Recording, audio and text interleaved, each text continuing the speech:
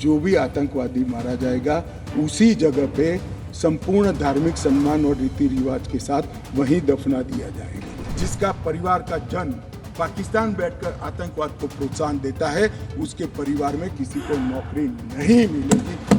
पुरी में भी हुआ, पुलवामा में भी हुआ।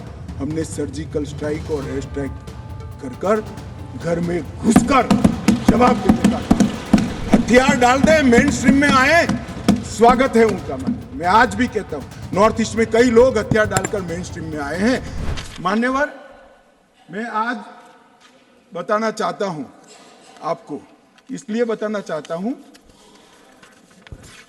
कि हमने सिर्फ टेररिज्म के खिलाफ आवाज नहीं उठाया है, टेररिज्म के खिलाफ आवाज नहीं उठाया, इस पर आक्रामक कार्यवाही करी, ऐसा नहीं है।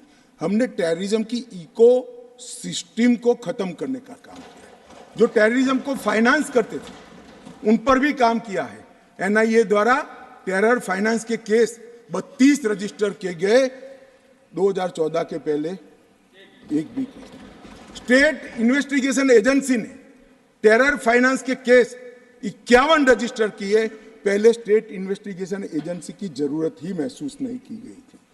और मान्यवर, 229 टेरर फाइनेंस केस में अरेस्ट हुई है, 150 करोड़ की प्रॉपर्टी सीज हुई है, 57 प्रॉपर्टी सीज हुई है और एसआईए द्वारा 134 बैंक अकाउंट में लगभग 100 करोड़ से ज्यादा रकम को फ्रीज करने का काम नरेंद्र मोदी। ये जो कह रहे हैं क्या बदलाव आया, मैं दिखाता हूं बदलाव क्या है।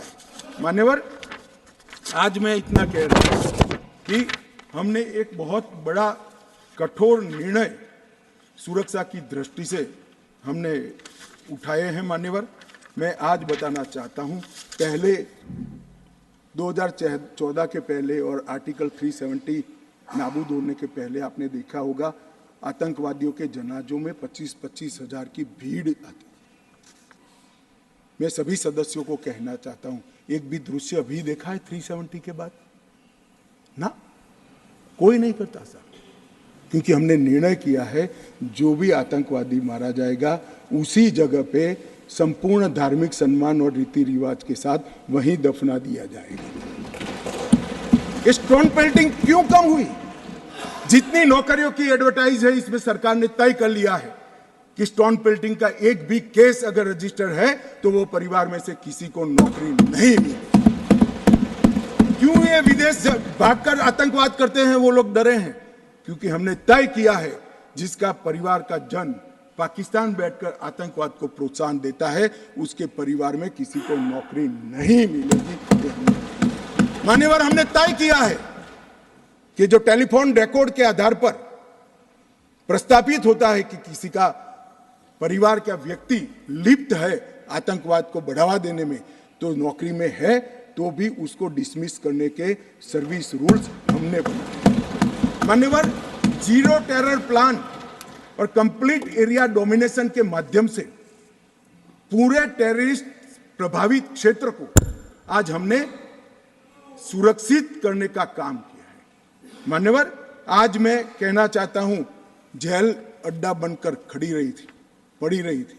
नरेंद्र मोदी सरकार ने जेलों के अंदर जैमर लगाकर सख्ती लगाने का काम किया है और 105 करोड़ की लागत से एक नई जेल बन रही है जो सिर्फ टेररिस्टों के लिए बनेगी। मैं विश्वास के साथ कहता हूं, वो जेल की सुरक्षा कोई भेद नहीं पाएगा और टेररिज्म के अंदर कोई अपना योगदान नहीं देगा। मान्यवर, बार काउंसिल में भी जो समर्थक थे उनको भी संदेश कर दिया गया है और रोजगार, पासपोर्ट और गवर्नमेंट कॉन्ट्रैक्ट के लिए भी हमने ढेर सारी चीजें करी हैं।